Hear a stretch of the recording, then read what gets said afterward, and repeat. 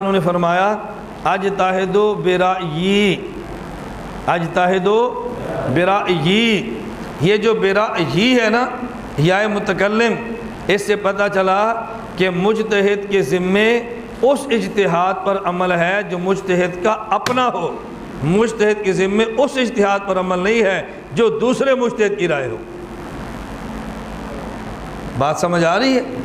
مجتہد کے ذمے اس رائے پر عمل ہے جو مجتہد کا اپنا اجتہاد ہو، اس رائے پر عمل نہیں ہے جو کسی اور کا اجتہاد ہو۔ اس لیے مجتہد پر اپنی رائے پر عمل کرنا واجب ہوتا ہے، مجتہد اپنے اجتہاد کو چھوڑ نہیں سکتا۔ یہ بات اچھی طرح سمجھ لیں، ایک معاملہ مقلد کا ہے اور ایک معاملہ مجتہد کا ہے۔ مجتہد کس اجتہاد پر عمل کرے گا؟ اپنے اجتہاد پر یا دوسرے کے اجتہاد پر؟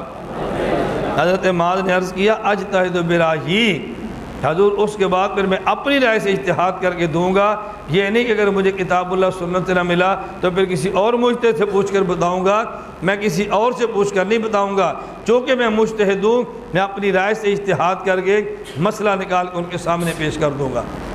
تو مجتہد اپنی رائے پر عمل کرنے کا پابند ہوتا ہے، دوسرے کی رائے پر عمل کرنے کی اس کے لیے گنجائش موجود نہیں ہوتی۔ اس پر ایک چھوٹا سا سوال سمجھ لیں۔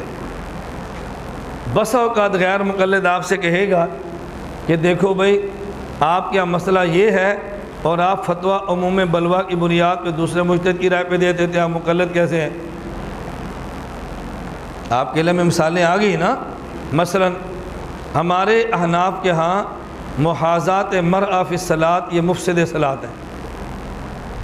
اگر عورت باجماعت نماز پڑھے امام کے پیچھے کھڑی ہو، اس کی شرائط ہیں، اور امام نے اس عورت کو اپنے پیچھے کھڑا کر کے اس کو بھی اپنا مقتدی بنانے کی نیت کی ہو۔ عورت اگر صف کے اندر کھڑی ہو، ایک عورت، ایک مرد دائیں جانب، ایک بائیں جانب اور ایک پیچھے، ان تین مردوں کی نماز اس ایک عورت کے کھڑا ہونے سے فاسد ہوتی ہے۔ اسے کہتے ہیں محاذات مرأہ کا مسئلہ۔ امام مالک کیا یہ مفسد صلاۃ نہیں ہے؟ اچھا، اب احناف بھی کہتے ہیں کہ حرم میں کعبہ میں اگر عورت یوں کھڑی ہو جائے تو اس عورت کے کھڑا ہونے سے ان تین آدمی کی نماز فاسد نہیں ہوگی۔ تو لوگ کہتے ہیں جب تم مقلد امام ابو حنیفہ کے ہو تو فتویٰ امام مالک کی رائے پر کیوں دیتے ہو؟ جس امام کے مقلد ہو اسی کی رائے پر فتویٰ دو نا۔ ہم کہتے ہیں ہم جس امام کے مقلد ہیں نا اسی امام کی رائے ہے کہ عموم بلوہ کی بنیاد پہ مذہب غیر پر فتویٰ دیا جا سکتا ہے۔